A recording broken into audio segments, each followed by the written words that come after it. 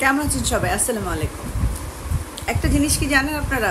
ভাষার ব্যবহার, কথার ভাষা, লেখার ভাষা, আকার আঙ্গিকের ভাষা, আমার চোখের ভাষা, হাতের ভাষা, কথা বলার পরিসীমা এবং পরিকল্পনা, এবং আপনি যা বলতে চান সেটা অন্য মানুষের বোঝা, নীরবতার ভাষা, এবং নীরবতার ভাষা যে বোঝে সে আপনার খুব আপন মানুষ।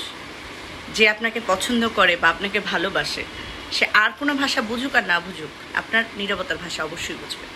নীরবতার ভাষা, ভাষার সংরক্ষণ এবং সংকল্প, ভাষার অভিপ্রকাশ, আমাদের সংবেদনশীল মনের যে আবেদন এবং বিনোদন এবং প্রকৃত পক্ষে আমাদের যে অনুনয় বিকল্প পরিকল্পনা, আমরা কতটুকু কার কাছে দেব ততটুকু হিসাব করে আমাদের চলতে হবে।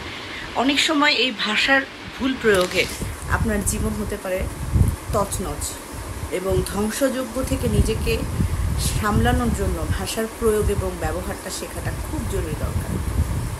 আপনি যত বেশি সচেতন হব ভাষার ব্যবহারে, আমাদের জীবনের গ্যারাকলের যত সমস্যা অনেকটা সমাধান হয়ে যাবে।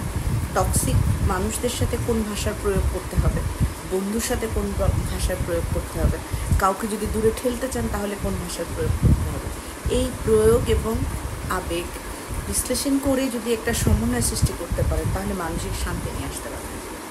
কারণ ভাষার অপব্যয় থেকে মানসিক অশান্তির সৃষ্টি হয়। খুব ভালো থাকবেন। আসসালামু আলাইকুম।